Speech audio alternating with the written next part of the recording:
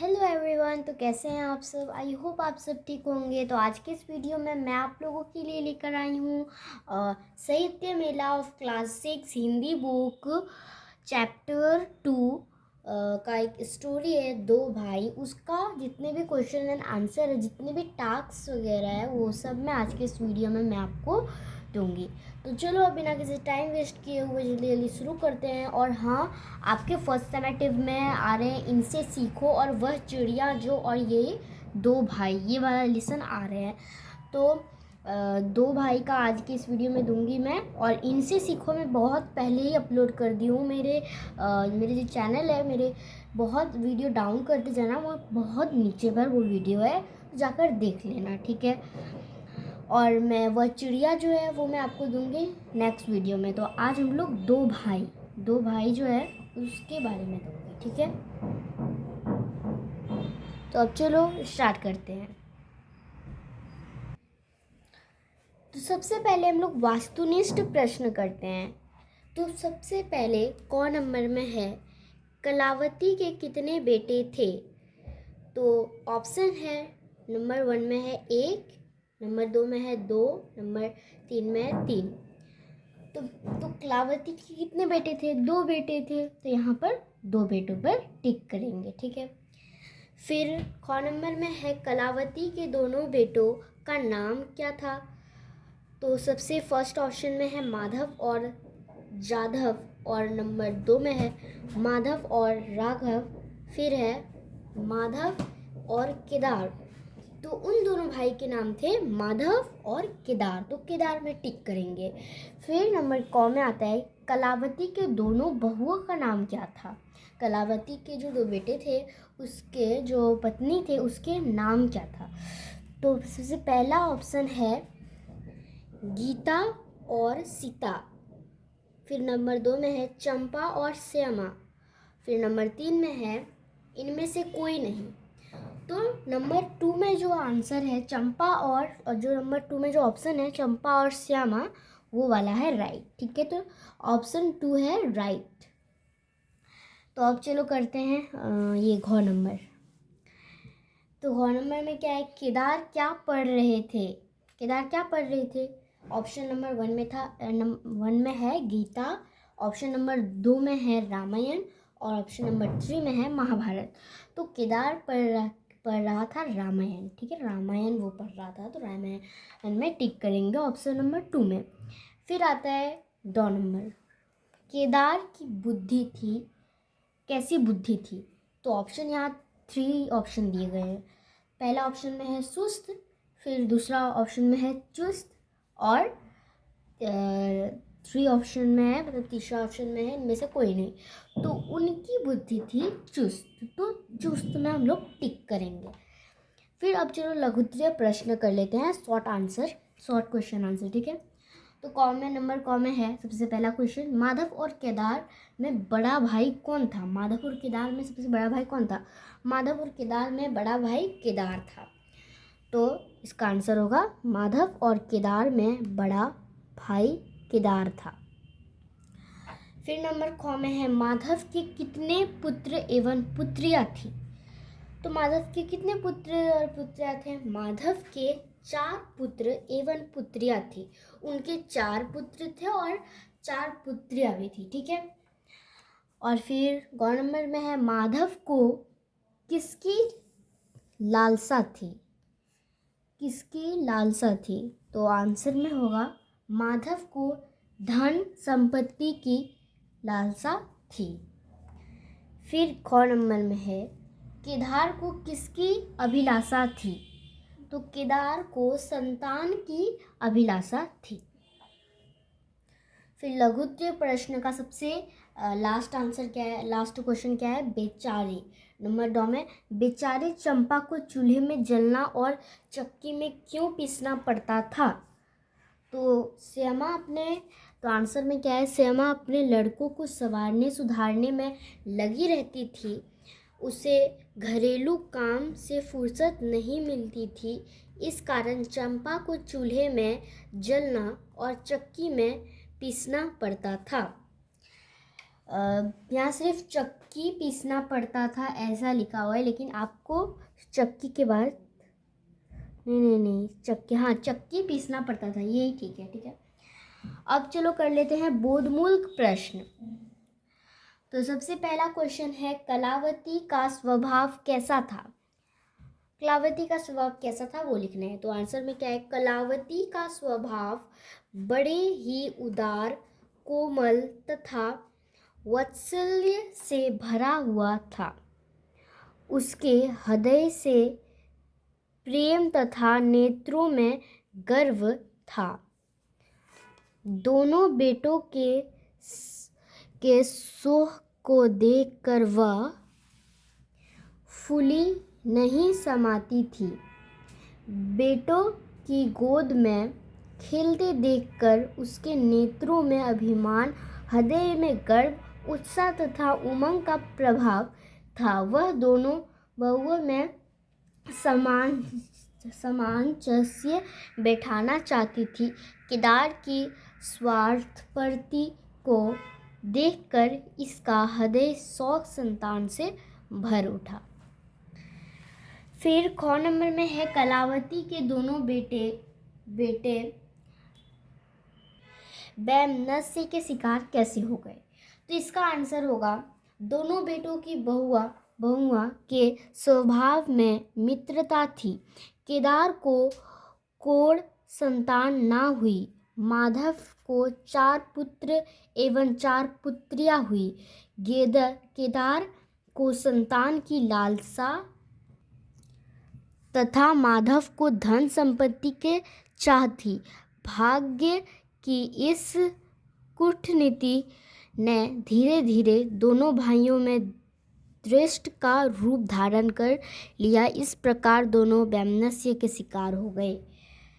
फिर नंबर ग में पूछा गया है, माधव एवं केदार दोनों की पत्नियां कैसी थी? मतलब माधव और केदार की जो बीवी थे उसका मतलब वो कैसी थी, कैसा उसका स्वभाव था, इस क्वेश्चन में पूछ रहे हैं।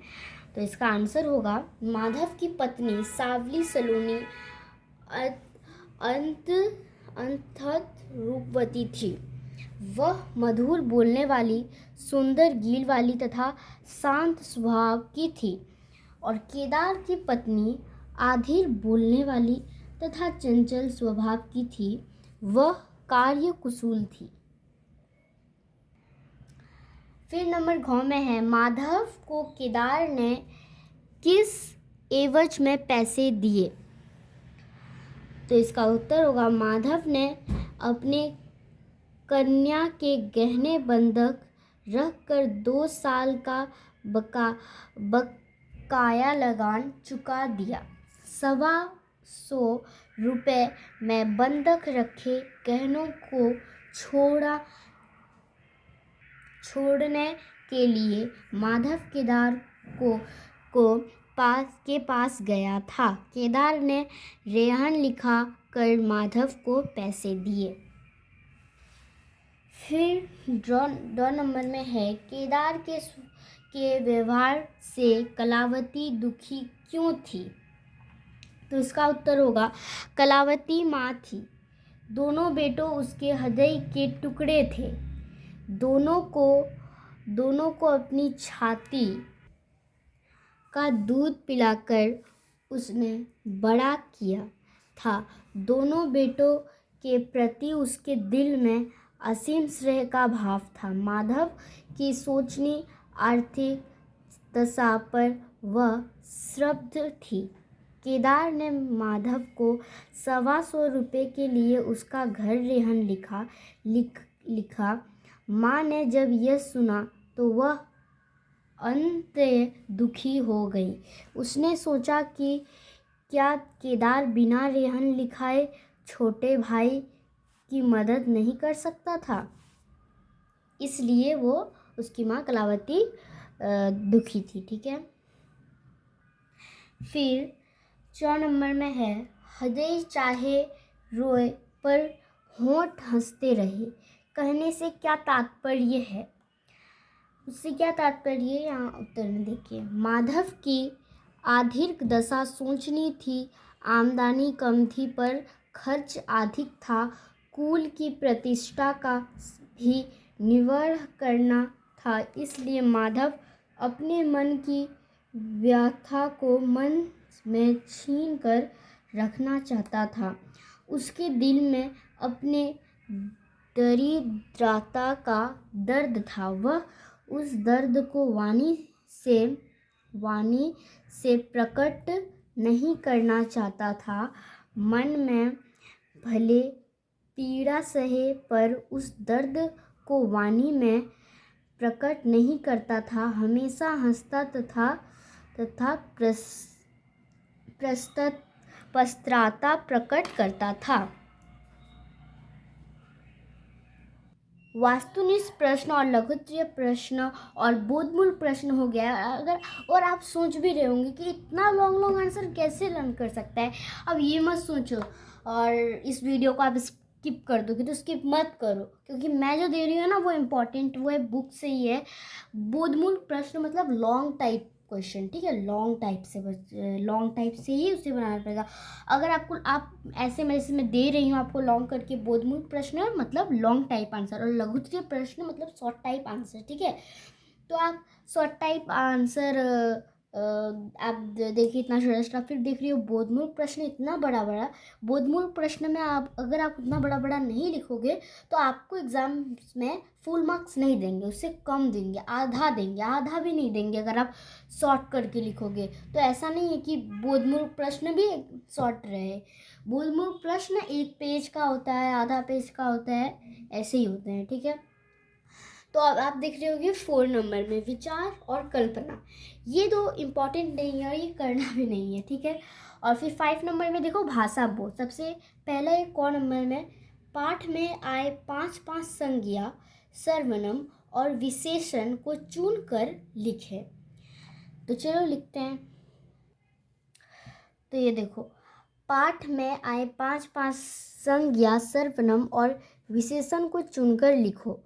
तो सबसे पहला संज्ञा में क्या क्या आया है, उसमें सूर्य, रोटी, माधव, पाठशाल, कुशलता, यह आया है, लिख लेना। उसके बाद 2 नंबर में सर्वनाम आया है, वह, उसे, अपना, मेरा, उसका।